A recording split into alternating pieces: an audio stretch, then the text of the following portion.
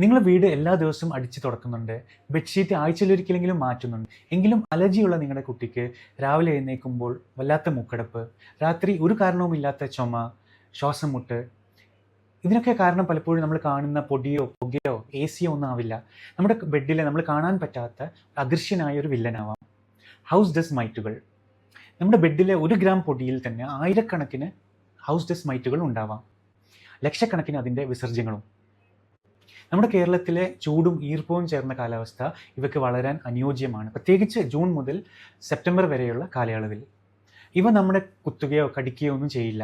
പക്ഷേ ഇവയുടെ വിസർജ്യം ശ്വസിക്കുന്നതിലൂടെ കുട്ടികളിൽ തുമ്മൽ, ചുമ, ശ്വാസമുട്ട്, ചൊറിച്ചിൽ തുടങ്ങിയവയൊക്കെ ഉണ്ടാക്കാം. പഠനങ്ങൾ പറയുന്നത് ട്രോപ്പിക്കൽ കൺട്രീസിൽ ആസ്മയുള്ള കുട്ടികളിൽ 50% കുട്ടികൾക്കും, ചില പഠനങ്ങളിൽ 85% കുട്ടികൾക്കും ഹൗസ് ഡസ്റ്റ് മൈറ്റുകളോടുള്ള അലർജി ഉണ്ടെന്നാണ്. ഇന്ത്യയിലെ ഏറ്റവും കോമൺ ആയ ഇൻഡോ അലർജൻ ഹൗസ് ഡസ്റ്റ് മൈറ്റുകളാണ്. ഇവയെ നിയന്ത്രിക്കാൻ നമുക്ക് വീട്ടിൽ എന്തൊക്കെ എളുപ്പത്തിൽ ചെയ്യാം? ആഴ്ചയിലൊരിക്കലെങ്കിലും ബെഡ്ഷീറ്റുകളും ബ്ലാങ്കറ്റുകളും ചൂടുവെള്ളത്തിൽ 60 ഡിഗ്രിയിൽ കൂടുതലുള്ള ചൂടുവെള്ളത്തിൽ കഴുകണം. സാധാരണ വെള്ളത്തിൽ കഴുകുന്നത് ഇവയെ നശിപ്പിക്കില്ല. ആഴ്ചയിലൊരിക്കലെങ്കിലും നമ്മുടെ ബെഡുകളും പില്ലോകളും നേരിട്ടുള്ള സൂര്യപ്രകാശം 2-3 മണിക്കൂറോ കൊള്ളിക്കണം. ഞായറാഴ്ചകൾ ഇതിനു വേണ്ടി നമുക്ക് മാറ്റിവെക്കാം. ബെഡ്റൂമിൽ സ്റ്റഫ്ഡ് ടോയ്സുകൾ, സോഫ്റ്റ് ടോയ്സുകൾ, അതേപോലെ കട്ടിയുള്ള കേർട്ടനുകൾ, അനാവശ്യമായ പില്ലോകളൊക്കെ വെക്കുന്നത് ഒഴിവാക്കാം. ഇവയൊക്കെ ഡസ്റ്റ് മൈറ്റുകളെ പാർപ്പിക്കുന്ന ഹോട്ടലുകൾ പോലെയാണ്. ബെഡ്റൂമിൽ AC ഉപയോഗിച്ച് ഹ്യൂമിഡിറ്റി കൺട്രോൾ ചെയ്യാം.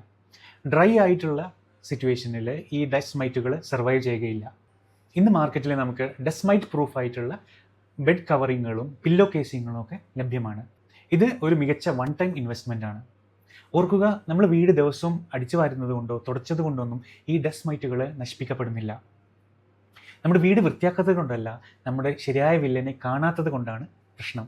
ഈ ഇൻഫർമേഷൻ നിങ്ങൾക്ക് യൂസ്ഫുൾ ആയി തോന്നിയിട്ടുണ്ടെങ്കിൽ നിങ്ങൾ പ്രിയപ്പെട്ടവരുമായി ഷെയർ ചെയ്യാം. കൂടുതൽ ഇതുപോലത്തെ ചൈൽഡ് ഹെൽത്ത് ഇൻഫർമേഷന് വേണ്ടി ഈ പേജ് ഫോളോ ചെയ്യാം.